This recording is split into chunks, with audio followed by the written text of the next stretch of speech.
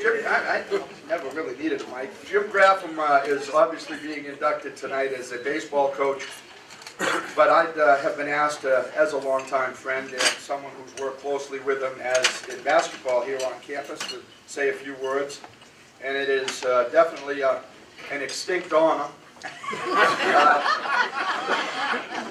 I've had the privilege of knowing Jim and his family for many, many years. And, you know, it's Dennis Graffam was his dad was one of my favorite all-time people, and it's nice to see his mom, Lois, here. And I'd just like to tell you that, like all parents, they had a burning desire to have a child that would turn out to be incredibly successful, remarkably intelligent, and extremely athletic. And Dennis and Lois were obviously very fortunate because they reached their parental goal. They had Alan Graffam, who was incredibly successful, Scott Graffam, who was remarkably intelligent, and Colleen Graffam, who was extremely athletic. And they also had Jim. I first met Jim when I moved to Friendship, Maine from Massachusetts when I was 12. I was the new kid and he was the established star, living there in North Waldoboro, what he used to call a pickle town. And for those of you that are not familiar, if you just take a left at Moody's Diner and go past Morse's Sauerkraut, it's right there, that's where he was. We obviously have had an opportunity to share much of our lives. Little League, Babe Ruth, won state championships in baseball.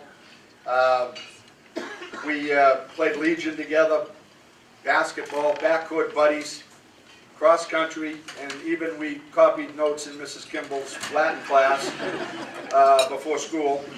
We attended USM together, fraternity brothers, participated in several sports, joined the National Guard together, and after graduation we even came back. My first coaching job was in beautiful downtown Bristol, Maine, and he went to South Bristol, so it was, we really did grow up together. 6 years later, I was named the head coach here at St. Joseph's College, and my first call was to Jim to become my assistant. He accepted the offer in 1979, and we did what we could to try to build a winning program. After that season, he suffered a debilitating loss of senses and left heaven on the lake to try to coach, try his coaching somewhere else. And 2 years later, after recognizing the error of his ways, he returned, where he remained for the next 8 seasons. It's only fair to mention that in Jim's 9 years here, we were 180-75, and that's not accidental either. Jim Graffam went, as JJ mentioned, to Westbrook College, and in his 6 years there, won almost 150 games and 3 championships. And sadly, when UNA purchased Westbrook College, in order to save a few dollars, the powers to be made a mistake and chose to keep their current part-time coach. And that sent Jim on his whirlwind tour of coaching opportunities. Jim has been at such tropical outposts as Fort Kent, Green Mountain College, College of St. Joe's in Vermont, Lee Academy, which is in scenic downtown Lee, Maine, and Franklin Pierce in Ridge, New Hampshire, the hub of New England. I'm sure you see a pattern here. If there was an opening in Moose Jaw, Saskatchewan, Jim would have his resume in the mail. And I say this with all due respect, because Jim is a coach. First, last, and always a coach. And does it surprise anyone here to now know that he is coaching 3rd graders in Joplin, Missouri? And I'm sure that they will be an outstanding outfit. Jim is being inducted tonight as a baseball coach, but suffice it to say that he's played a huge role in the success of St. Joseph's College basketball. And if Jim were to coach synchronized swimmers, they would be dedicated, disciplined, and highly competitive. Jim Graffam is a good man, a great friend, and a hell of a coach.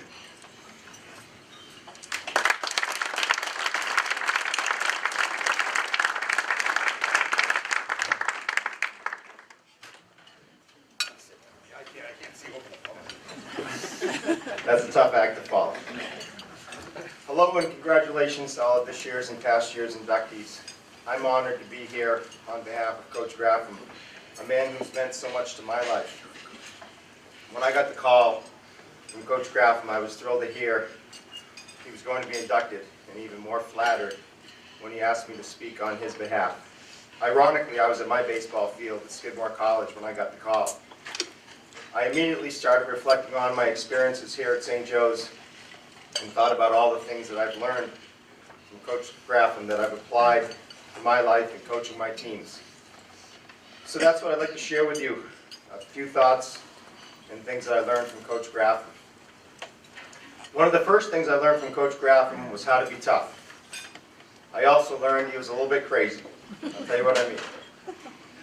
It was a cold January morning, my freshman year, and we were beginning the dreaded 2 weeks of conditioning. We were running 220s up the hill from the old gatehouse, and I heard someone saying, "Is he really doing push-ups on the top of the hill?" Sure enough, Coach Graffam was doing push-ups out in the cold and the snow, and we all knew we were in trouble from there on out. Another lesson I learned from Coach Graffam was how to figure things out on my own. He was great about giving responsibility. One fall, once we were all done with our season, he said, "You know, each of you guys has a responsibility." He said, "Ronnie, replace home plate." I said, "Coach, I've never replaced the home plate. I don't know what to do." His response was, "You're smart, get some string, a shovel, and figure it out." And that's what I did. It took me the whole afternoon, but I figured it out. So the next time Coach Graffam asked my brother, Kurt Smythe, and myself to take his old beat-up blue Chevy, I don't know if you guys remember that, to pick up some speedy dry and Gorham, I didn't have the heart to tell him I'd never driven a Standard, let alone on the column. So I grinded my way to Gorham and back. Sorry, Coach. I still don't know how we made it back, but we did. One final story. I also learned how to trust, and the coach was very trusting. Like the time he packed the radar gun in our van for the long trip down to Virginia Beach. Back in those days, radar detectors were popular. And boy, did we have fun when we hit the Washington Beltway. We turned that radar gun on, and all the brake lights came on.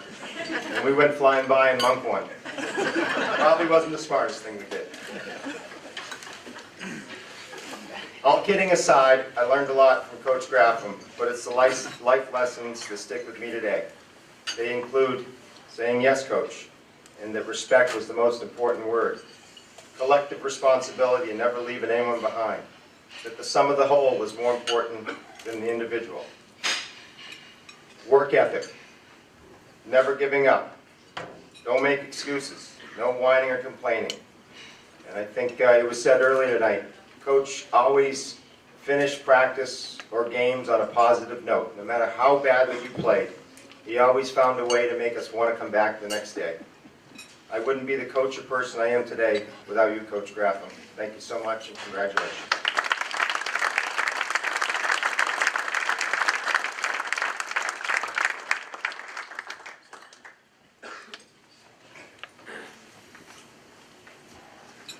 First, I want to congratulate Karen, Lisa, and the 1986-87 men's basketball team. It's a pleasure to speak for Coach. He's done so much for all of us in the baseball program over the years. Coach Graffam was here at the helm of the baseball team for 9 years, from 82 to 90. Our teams won 170 games and 4 conference championships during that time.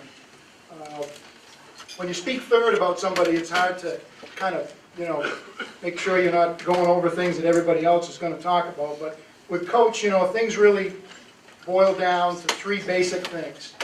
Number 1, Coach has a tremendous work ethic, okay? Tremendous in everything that he does, and that just sort of was put onto us, and we didn't quite know how it happened, but I think we all evolved into some pretty hard workers because we had a great example. I'll never forget playing for a ragtag group called Graffam's Rookies in the Twilight League. And that was back when you could coach your team in the summer. I don't know if it was legal, but Coach did it anyway. He got that type of attitude from Coach Simons, I think. But we were playing for Graffam's rookies, and we got to Haverty Field in Portland, and there was Coach mowing the outfield of Haverty Field with a 16-inch push mower. Okay, so we could play. And that happened on more than one occasion. Coach is a tremendous motivator. He could get us to run through a wall for him.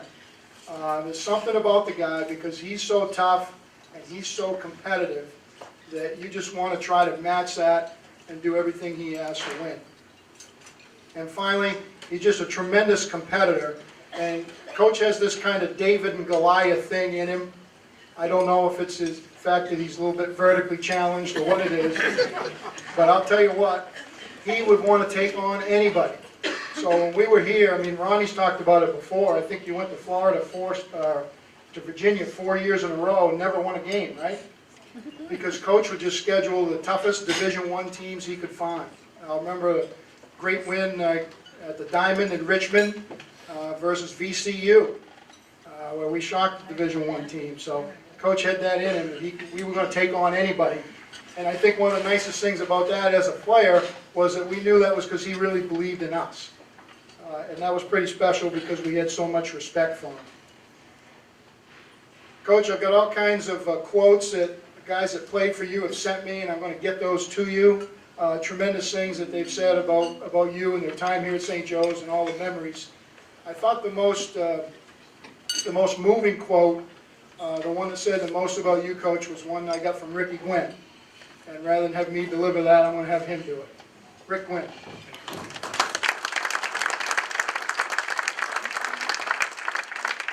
Coach, you probably remember this time in my life, you were a rock when my father passed away. It was 1985, and we had 2 weeks before we were going to start our sophomore year, and he left us. And I remember calling you up and saying, Coach, I'm all done playing ball, and I'm not even going to go to St. Joe's anymore.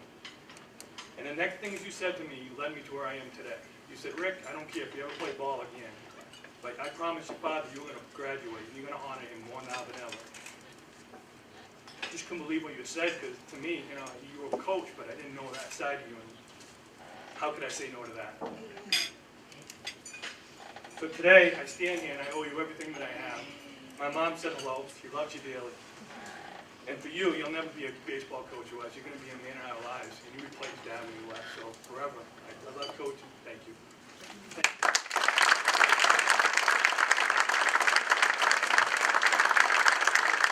Ladies and gentlemen, the newest member of the St. Joseph's Hall of Fame, Coach Jim Graffam.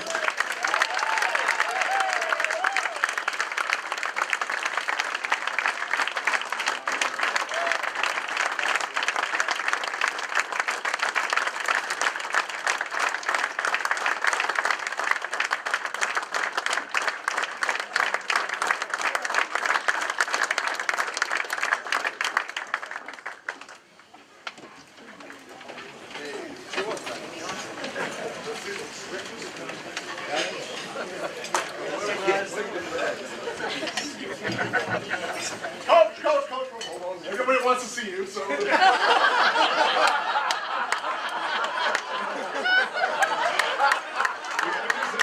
Casually was inducted, but.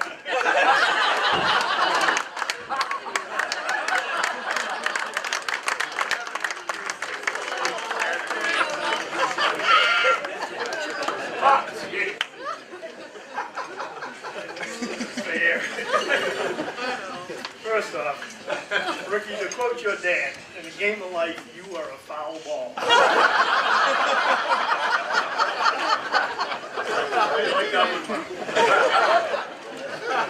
my God, just a minute ago my wife leaned over to me and she said, I thought you were up next. Who are you talking about? Anyway, that was heartfelt. Thank you very much. I really, I'm flattered and honored and blown away kind of by this whole reception, and it's something that I'll remember forever. When I think of, Ronnie Ford, and I thank you very much for those words, Being over at Skidmore, Ronnie, I know every day that you play those teams in your conference that have to pay, $55,000 to go there, you beat them for, being from Lewiston, that kind of means something to me. So thank you very much for putting a grin on my face, many times in the spring. And Willie, you've done some things here that, wow, where are you, Willie, anyway? You were here? Okay. You were taking this program, years ahead of what I even wanted, and it's incredible. You should be very proud of that, and I am of you for. Willie, unfortunately, played for me at Bonnie Eagle High School in basketball. 6 years I did, Not that it was a sentence. just for a misdemeanor.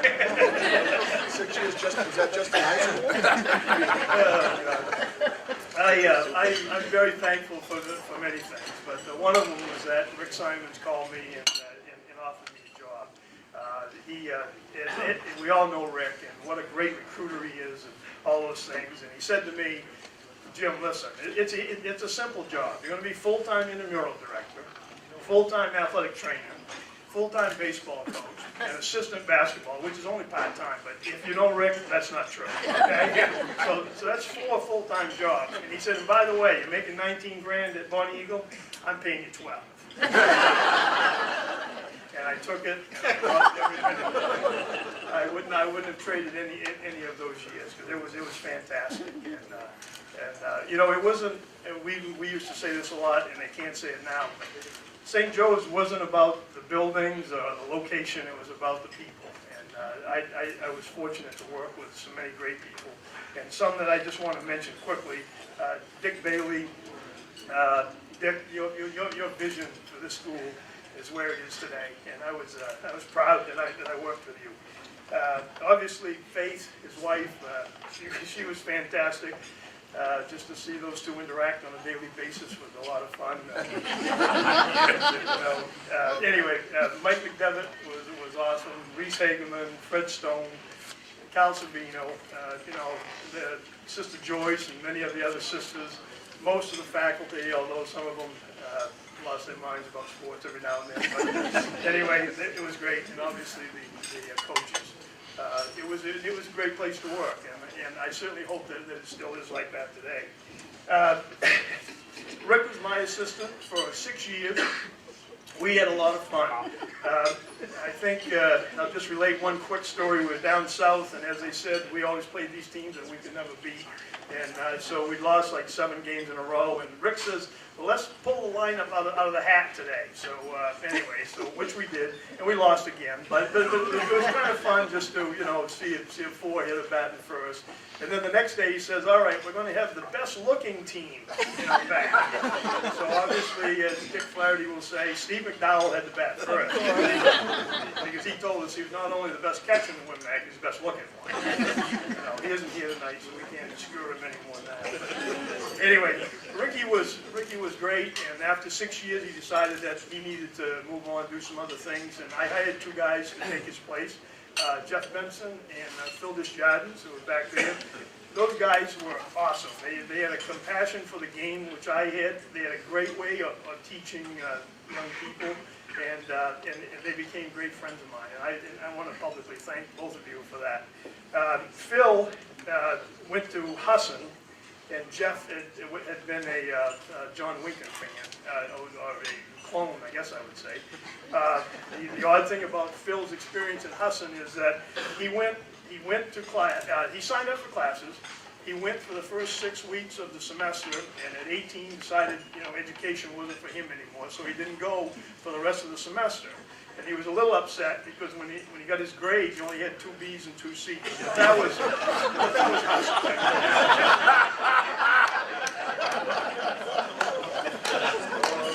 They don't get it. We do. This table gets it. This table gets it. Husson High School, come on. I need to introduce my family. I promise you, this is the last one I'm getting into. I refuse to go into another one. My daughter Angie and my wife Joanne.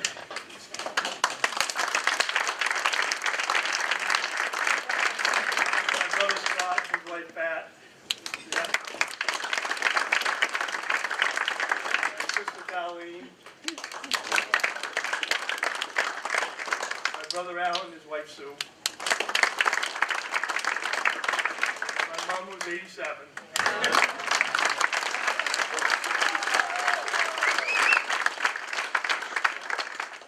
I need to, Rick alluded to my dad, and he isn't here, he's passed away, but he would be so proud to be here today. He was a baseball guy, just masquerading in his mind, but he was a baseball man. And he loved St. Joe's. He couldn't wait to get down to the games and to watch what was going on. He said to me one time, he said, Jim, I don't even know what a dean of students does, but when Dick Bailey yells at the referees, I think it's awesome. He also added Sister Joyce in that. Anyway, my dad had a wonderful sense of humor, and one of the best things that I did near the end of my career at St. Joe's is I took him south, and Jeff's dad went with us, and so those two guys bonded, and they were our biggest critics, right? I mean, they gave us more advice about how to coach and do all that stuff. And my dad liked to get on the umpires a little bit, and some of you guys may remember this or not. It's not important, but I did, and it was one of the stories that I thought I could tell about my dad. So Mom, you can relax for a minute. We're playing at Atlantic Christian College, and they were anything but Christian, these guys. They were all over us from the start of the game, and the umpires were absolutely horrendous. And we lost the first game 11-3, and we were behind 5-2 in the second game. We got a guy on first, and I think it might have been you, Fendi, I don't know. But anyway, tried to steal second, safe, we thought he was safe. Umpire rings him up. And so anyway, I yelled, Jeff Benson has his words, umpire jogs back to first, and my dad's leaning over the fence. And he says to the umpire, if you were in position, you might have made the right call, but he was safe. And the umpire just turned to him and went, well, if you don't like the call, kiss my ass. Which, kind of took me back for a second, but Mom, you know Dad, so this wasn't going to hang very long.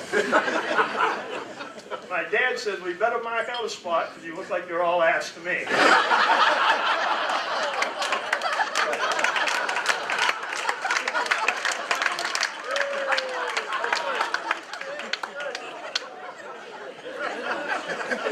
He's laughing right now. And by the way, we lost 7-5.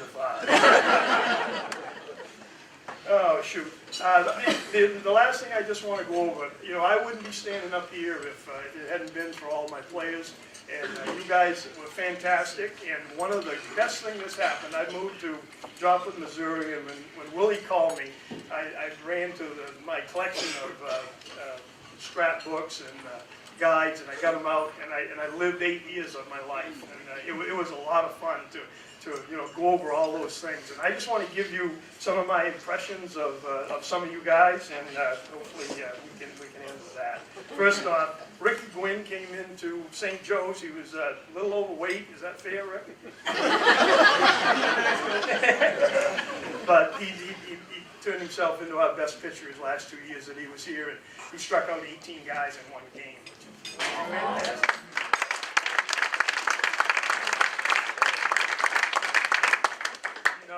Willie said some nice things about me, but if there's a man that has a better work ethic than him, I don't know it. I mean, he just was a guy that always, had a passion for the game and worked at it.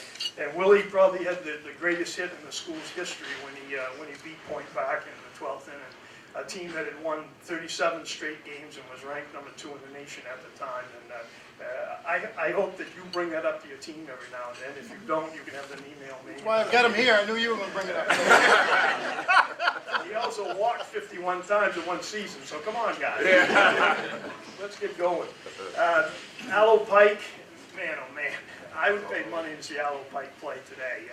He could hit, run, he could do everything. And Allo obviously is in the Hall of Fame here, and he had an All-American season for us, and it was fantastic to watch that. Billy Mucci, Billy, you're up back here, right? So, yeah, there you go. Billy was I would say this, he's the best best fielding first baseman that's ever been here, and he could do it all, hit for power and average, and he also had an All-American season, and he's in the Hall of Fame here too.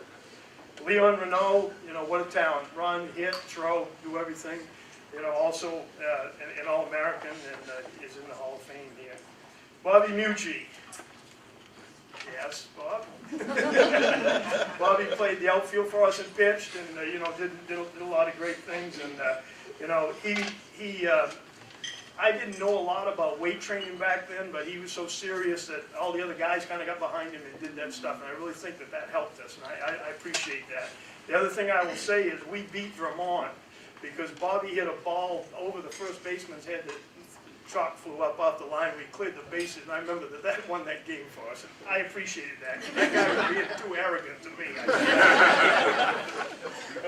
Let's see, who else is here that I haven't? Oh, I know. How about Willie Bailey? Willie, when I first started, I needed numbers. I needed numbers. I needed bodies. And actually, Willie had a nice year for me. He was a good fielder, and he wound up hitting, was it 281 somewhere in that area? And he was telling me a little bit earlier that he had a game against Colby where he had 4 hits and got picked off first, second, and third base.